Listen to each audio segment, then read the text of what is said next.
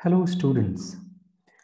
In the last module, we saw a case of simple linear regression equation, and then we estimated the coefficients of that equation beta naught and beta 1, which we call least square estimators. And now in today's module, we will see about some very interesting properties of beta naught cap and beta 1 cap. So before we get started, let me share my screen.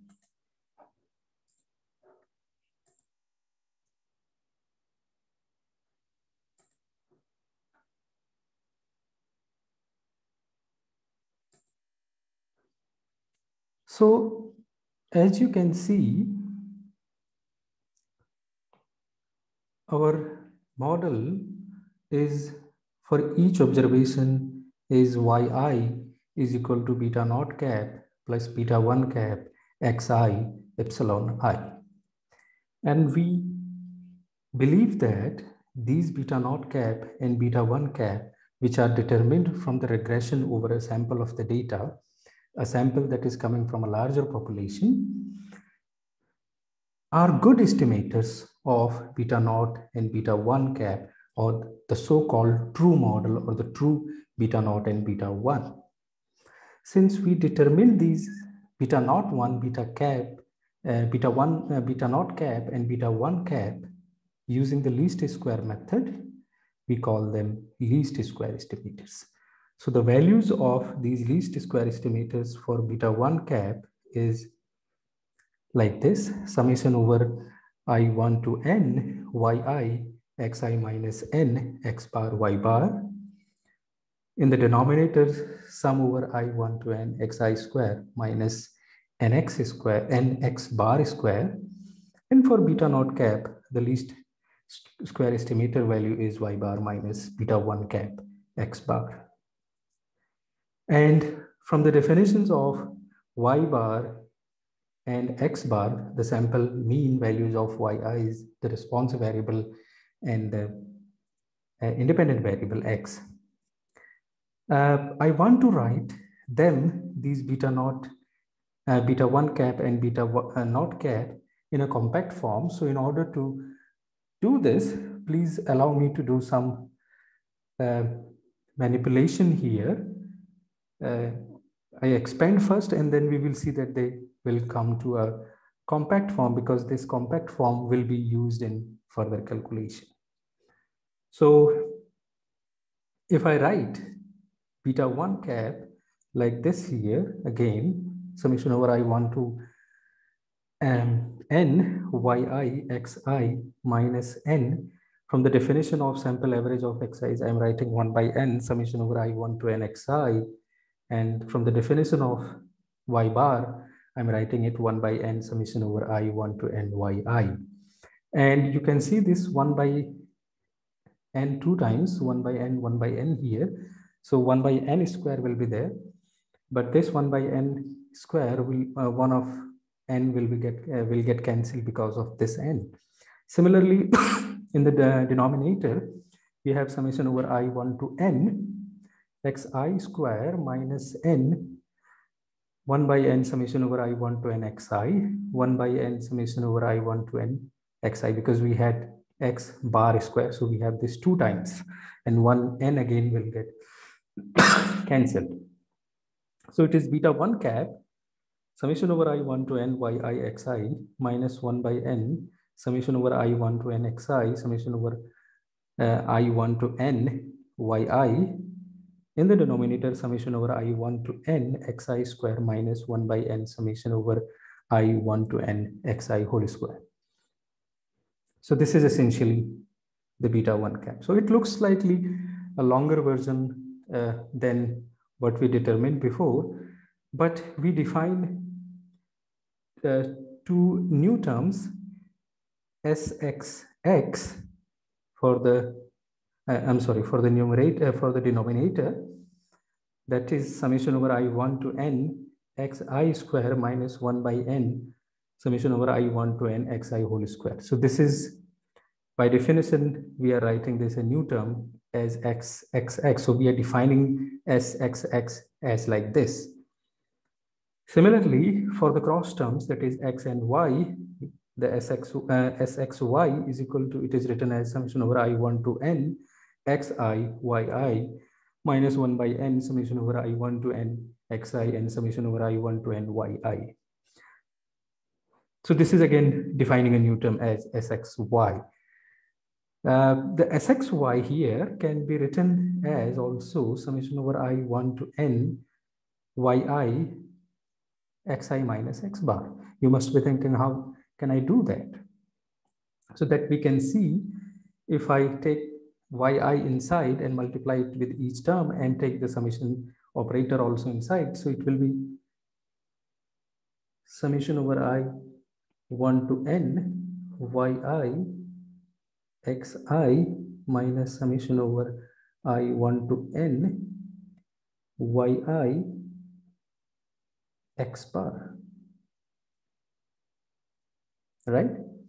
And you know that x bar can be written as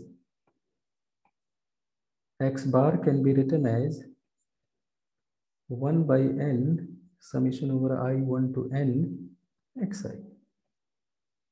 So if I replace it here, then this will become summation I over I1 to n yi xi minus 1 by n summation over xi I1 to n and summation over I1 to n yi.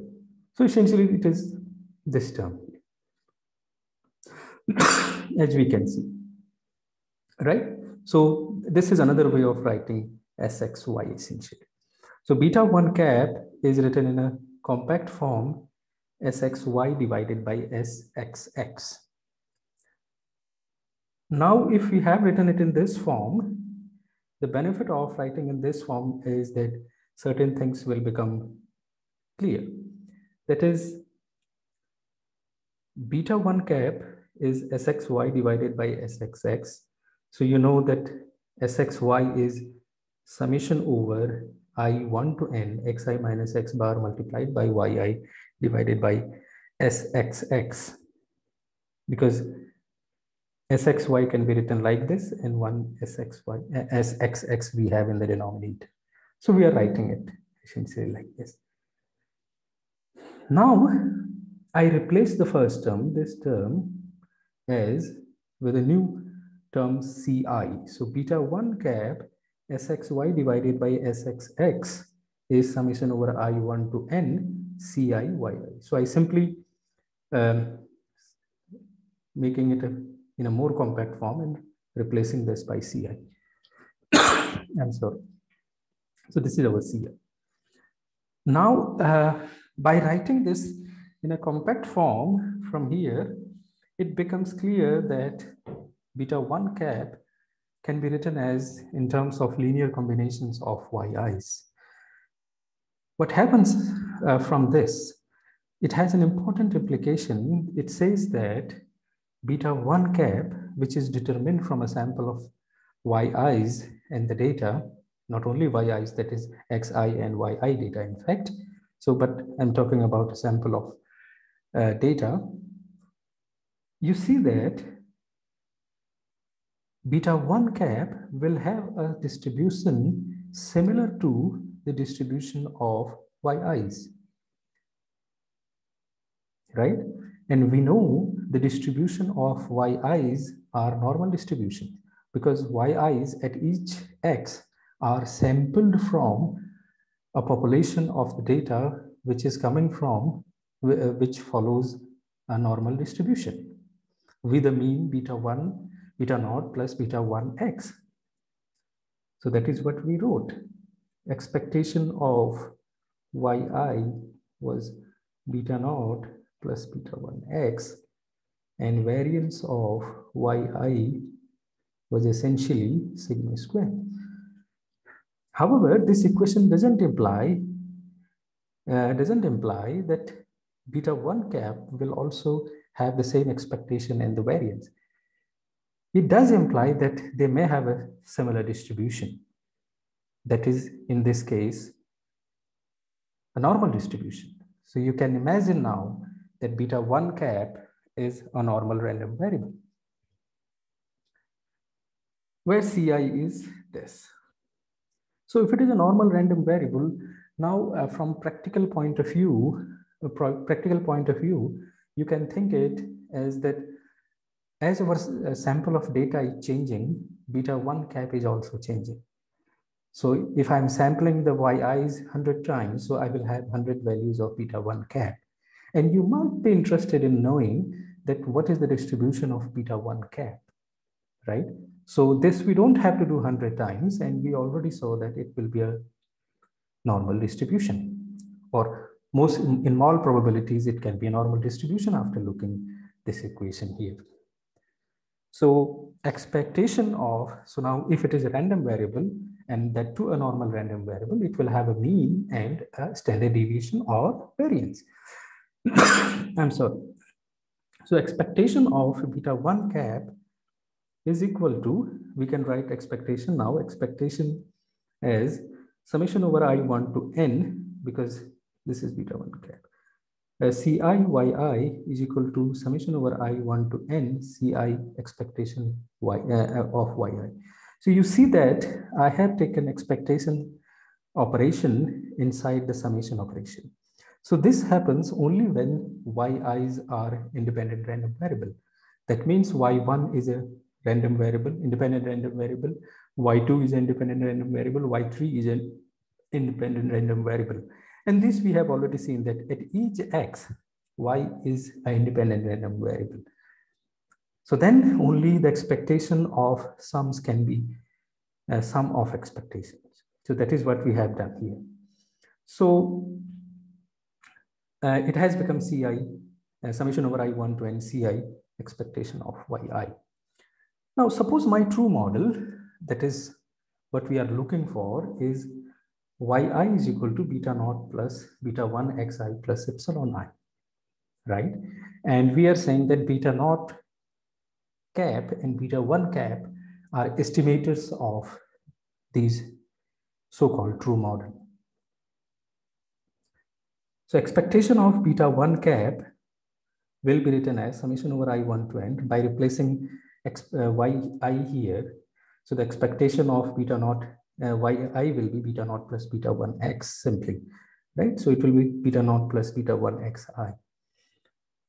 Now summation sign will go inside. Beta naught will be a fixed value or a constant. So it will be beta naught summation over I1 to N Ci plus beta 1 will come outside, summation over I1 to N Ci xi, right? Ci we have already seen that is this. So now I can replace Ci, and it will be expectation of beta 1 cap is equal to beta naught summation over I1 to N. Actually, we are putting it here. So Ci is this value. So it will be xi minus x bar divided by sxx plus beta 1 summation over I1 to N, because I am replacing now sx sub also. In the numerator, it will be the same, xi minus x bar, one additional xi. So one additional xi here. Then in the denominator, it will be the sx x. That is summation over I1 to N xi square minus 1 by N summation over I1 to N xi whole square.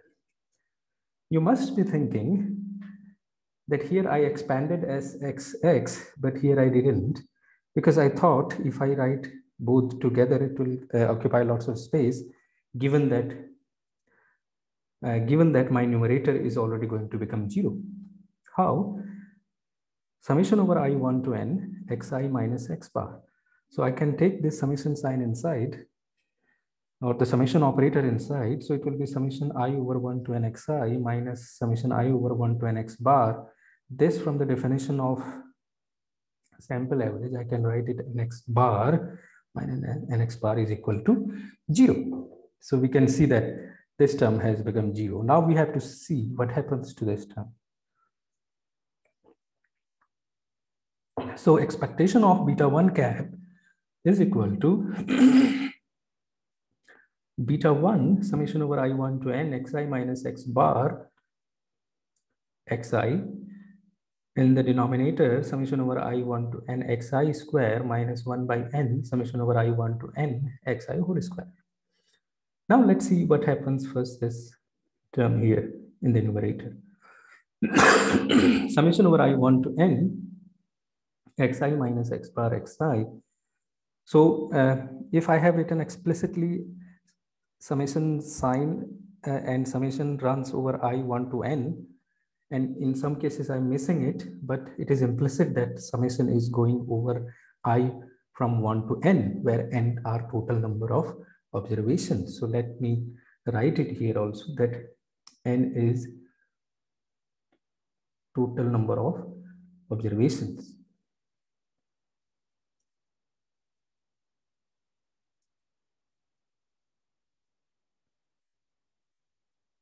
Right?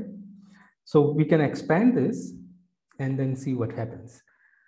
So summation sign will also, I will take inside. So it will be summation I over 1 to n xi square minus summation over I1 to n x bar minus multiplied by xi. So it will be the same thing here. X bar will come on the other side of this summation operator because it's a fixed value. Summation over I1 to n xi. So this can be written as summation over x, summation over I1 to n xi square minus 1 by n, because I can write x bar as 1 by n summation over I1 to n xi. 1 summation over I1 to n xi is already there. So it will become summation over I1 to n xi square minus 1 by n summation over I1 to n xi whole square.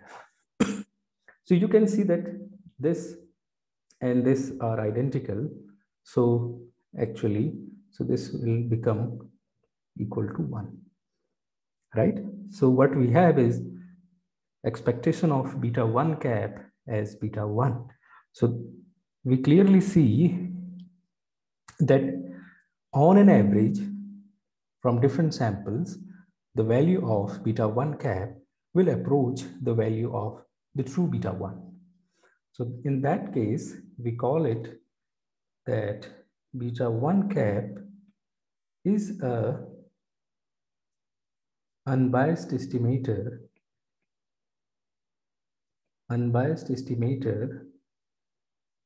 of beta 1, right? Then we have estimated the expected value of beta 1 cap. Similarly, we can estimate the expected value of beta naught cap. So beta naught cap can be written as, we have already seen from previous module, that y bar minus beta 1 cap x bar. Beta naught cap, again further simplifying this, y bar can be written as 1 by n summation over I 1 to n yi minus beta 1 cap x bar, right? So you see here, again from this equation we can show if this is a fixed term, because beta 1 cap and x bar, that beta naught cap can also be again written as a linear combination of yi's. Hence, the underlying distribution of beta naught cap will also be similar to the distribution of yi, which is a normal distribution, that we are sampling yi's from a normal random normal population, normal distribution, or yi is a normal random variable. However, again, we will say that it's not necessary that their expected values and mean are identical. So that is what we are computing. We are computing expected value of beta naught cap. So let's compute expected value of beta naught cap. So that is 1 by n summation over I1 to n expectation yi minus x bar, because it's a fixed number. So expectation we are taking inside. So it will be expectation beta 1 cap. So expectation beta naught cap will become 1 by n summation over I1 to n. In place, we know that expectation of yi is beta naught plus beta 1 xi. This we have seen. Minus x bar beta 1, because expectation of beta 1 cap, we just proved that it is beta 1. Since beta naught is a fixed value, if we sum it n times, so it will be beta naught n, 1 by n. So we are taking 1 by n inside and summation operation also inside. So it will be beta 1 divided by n, summation over I1 to n xi minus x bar beta 1. So one n will get cancelled. So it will be simply beta naught plus beta 1. So this is beta 1 and this is by definition is a sample mean. So it will be x bar minus x bar beta 1. So this and this got cancelled. So what we are left with is beta naught. So this also shows that the expected value of beta naught cap is actually beta naught. So that means beta naught cap is also an unbiased estimator of beta naught. Thus, if we say that beta naught plus beta 1 xi plus epsilon I are our so-called true model, then beta naught cap and beta 1 cap, which are determined from the least square method, are unbiased estimators of beta naught and beta 1 respectively. So expected value of these two estimators we have computed, these two random variables we have computed. Now we need to compute their variances. So first let's compute again the variance of beta 1 cap. So variance of beta 1 cap will be variance of summation over I1 to n Ci yi, because that is what beta 1 cap was, where Cii is this.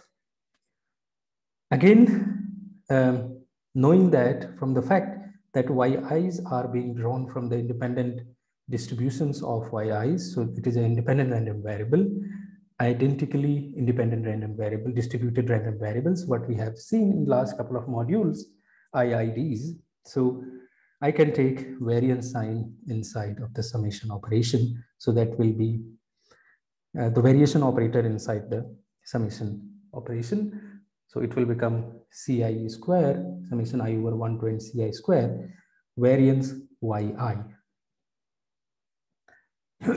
And then we further expand this. So variance of beta 1 cap is equal to summation over I1 to n Ci square, variance of yi. Variance of yi we know is sigma square, because you have seen this, that yi was beta naught plus beta 1 xi plus epsilon. So the variances here are just coming from this. So epsilon was a random variable with zero mean and variance sigma square. So this we have seen in the previous module. So the variance will come because it's a fixed value now. So it will be sigma square coming outside of the summation operation, and the summation will go from summation I over 1 to n Ci square. So it will be, we will replace Ci from here now, what we had here. Some sigma square, summation over I1 to n xi minus x bar whole square s square xx, because it is squared, so we have to square it. Now first let's see what happens to the numerator term here, right? So this is numerator, summation over I1 to n xi minus x bar whole square. So if I expand this, you can expand this. This you have been doing already for some time. So it will be summation over I1 to n xi square minus twice of xi x bar plus x bar whole square. And then I can take the summation operation inside. So it will be summation I over 1 to n xi square minus 2 x bar summation over I1 to n xi plus summation over I1 to n x bar whole square. Then again, this will be summation over I1 to n xi square minus 2x bar, because this I can write nx bar. You know, this I can write x bar is equal to 1 by n summation over I 1 to n xi. So summation over I1 to n xi can be written as nx bar plus nx bar square. Already we have one here. So one, this is 2 nx bar square, this is 1 nx bar square, so 1 will get cancelled, so it will be simply nx bar square. So this is what we got in the numerator, that is summation over I1 to n xi square minus nx bar square. So variance of beta 1 cap will be sigma square summation over I1 to n xi square minus nx bar square s square xx. So it's simply square of sx. So this in the numerator, again I can write this sigma square is here, summation over I1 to n xi square minus this can be written as x bar square can be written as, you know, summation over I1 by n square, summation over I1 to n xi, then this is square. So one n is already there, so one n will get cancelled in the denominator, so it will be simply 1 by n. It will be simply 1 by n here. So it will be summation over I1 to n xi square. And in the denominator it is sxx square. So variance of beta 1 cap will essentially become sigma square sxx, because this is also by definition sxx, and 1 sx and x square we have already in the denominator, so it will get cancelled. So variance of beta 1 cap is simply sigma square divided by sxx. So this equation also tells us that the variance of beta 1 cap depends upon sigma square and sxx. It doesn't depend upon beta 1 cap or beta naught cap. It depends upon the variance of observed response values, and these are sx values. So these are also coming from the independent observed data. Now this was the variance of beta 1 cap. Similarly, we can compute variance of beta naught cap. So variance of beta naught cap, so we have to replace beta naught cap. So beta naught cap will be y bar minus beta 1 cap x bar, and we can take this variance operator inside, so it will be variance of y bar plus, because this is a constant term, so it will be from this definition, you know, that variance of ax is equal to a square variance x. So x bar square, it will be x bar square variance of beta 1 cap minus there will be covariance of beta 1 and y bar. So we write it minus 2 x bar covariance of y bar and beta 1 cap. So the covariance essentially tells us how the two random variables vary with respect to each other, that is y bar and beta 1 cap. Right? So first we determine these terms, and then see what happens. So variance of y bar is variance of 1 by n, because we can write y bar as 1 by n summation over I1 to n, summation over I1 to n yi. So this is the definition of sample average or sample mean. So this is a fixed value, so 1 by n square will come outside, summation over I1 to n variance of yi. And variance of yi, you know, is sigma square. So this sigma square will be summed n times, you know. So it is essentially like this, summation over I1 to n sigma square. So it will be essentially sigma square n. So one n, this n will get cancelled. So in the denominator only one n will be remaining. So it will be essentially sigma square by n. So this will be the variance of y bar, sigma square by n.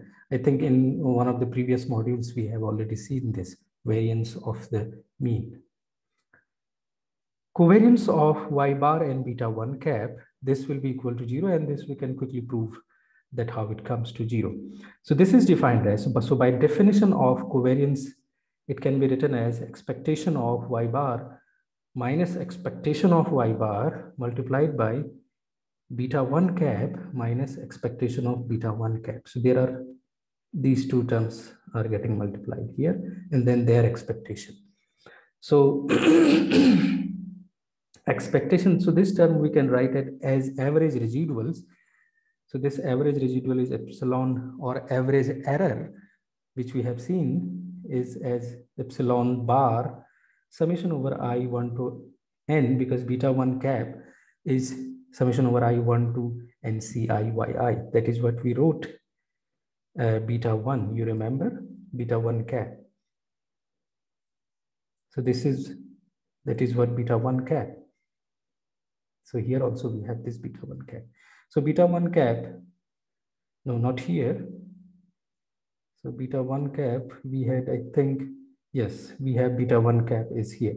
Summation over I1 to NCIYI. So this value of beta 1 cap, we are putting here, summation over I1 to NCIYI. Expectation of beta 1 cap, we have proved beta 1. This average error term or average residual term can be written as 1 by n summation over I1 to n epsilon I, where epsilon I is this. We already know that this is the random error term with zero mean and sigma square as its variance. Now I will replace in place of epsilon bar, I will replace this term, and I see 1 by n will be outside, and then I will take it inside both the terms. So expectation of summation over I1 to n epsilon I, this epsilon I, multiplied with this epsilon summation over I1 to NCIYI. Similarly, this epsilon term will get multiplied with the second term, beta 1, which is 1 by n expectation beta 1 summation over I1 to n epsilon I. Now we already know that expectation of epsilon I is 0, right? The mean of the random error term was 0. So if I take this expectation operator inside here, it will apply with this, and it will apply with this, and then it will apply with this here also. So whenever expectation of epsilon I term will go there, it will be 0, because I can take it over inside summation sign also, because epsilon random error terms are also independent random variables, right? So both the terms are becoming 0 essentially. So this term is 0. So then this term we have already seen, sigma square divided by n. Now we have to compute the second term, what it is. So that we have proved already that covariance of y bar beta 1 cap is equal to 0. And now what we are left with is variance of beta 1 cap. So variance of beta 1 cap, we have just now obtained the result that it is sigma square divided by sxx. So variance of beta naught cap can be written as sigma square, these two terms, sigma square by n plus sigma square divided by sxx, and then the x bar square term, which is here essentially, right? So we have this as variance of beta naught cap. So we can take sigma square common, so it will be 1 by n x bar square divided by sxx. So essentially the variance of beta naught cap is this value, sigma square 1 by n plus x bar square divided by sxx. So here also you see that variance of beta naught cap depends upon sigma square, sxx and x bar, but also on n. So if our sample, large number of data, the data points in our sample increases, and as they increase, sigma square will mostly be depending on this term, right? So this term will become negligible for n very large, right? So we have seen here that beta naught cap in this today's module, that beta naught cap, beta 1 cap are unbiased estimators of beta naught and beta 1. They are also random variable with the distribution, normal distribution, with expectation of beta naught cap as beta naught, with the expectation of beta 1 cap as beta 1, that they are unbiased estimators of beta naught and beta 1 respectively, and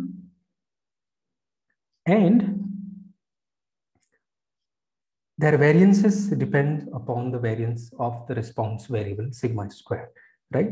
So this we have seen in today's module, and we will stop it here. There are some other interesting properties of these these least square estimators of beta naught and beta 1, which we will discuss in the next module, and we will see how we estimate sigma square from the data. So we stop here. Thank you.